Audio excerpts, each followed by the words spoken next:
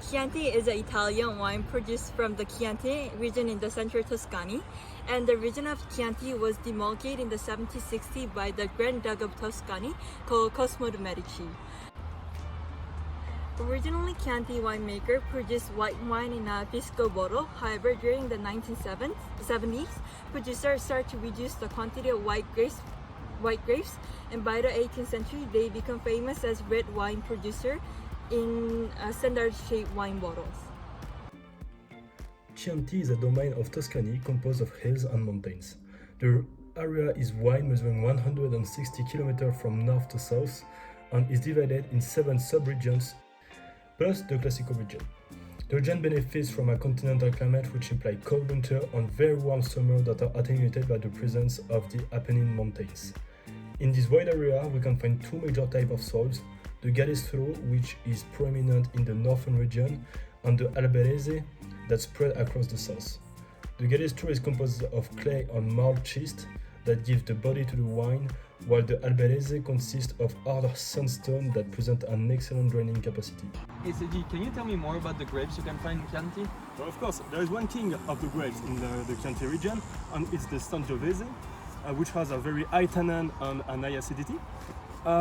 It's absolutely mandatory to have it at least at 70% in any wine to have at the basic appellation of DOCG.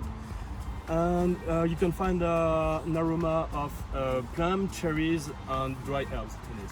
Perfect, Seiji. Can you now tell me a bit more about the most well-known blends you can find in Chianti? Of course, so for the Italian variety, the most common blends are with Canalo, Corolino, Ciliegiolo, and Mamolo, which are typical grapes you can find in the region.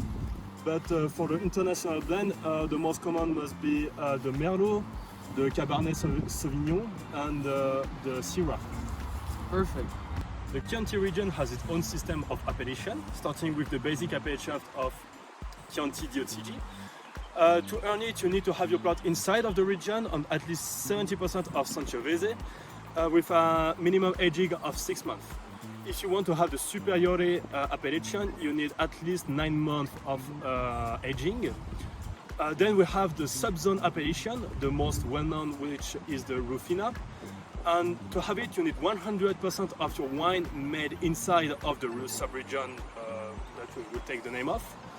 Since the 1970s, we have a new appellation that makes its apparition in the Chianti. This appellation is the Chianti Classico DOCG. And to have the basic appellation, you need at least 1 year of aging on 80% of Sangiovese. Then there is like tops appellation, like the Riserva appellation, which require at least 2 years of aging on the top grapes of your plot to be selected. Since 2014, we have a new top class appellation that makes its apparition in the region, which is the Grande Selection label. And to earn this label, you need at least 13 months of aging on the last 3 of them, which are in the bottle. But some experts will tell you that this appellation is only a marketing move and that it doesn't add anything to the Riserva appellation that was already existing.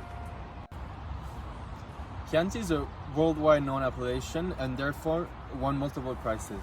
For example, in 2019, Wine Spectator, which is an American wine magazine that ranks the 100 best wines worldwide, selected 4 Chianti wines out of 100. They got 3rd place, 17th place, 19th place, and 33rd place.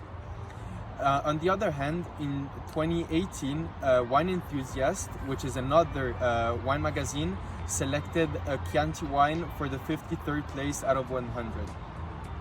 But the most prestigious prize for Chianti in the region itself was the Gambero Rosso, which they selected 24 Chianti wines for the award called Tre Bicchieri.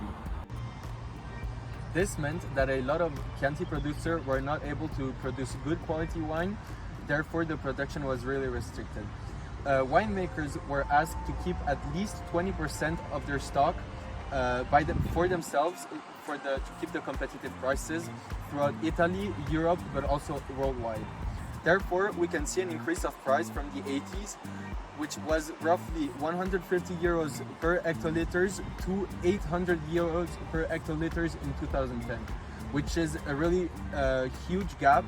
And we can clearly see how appellation works, and they can be referred as brand because there's a whole strategy behind marketing.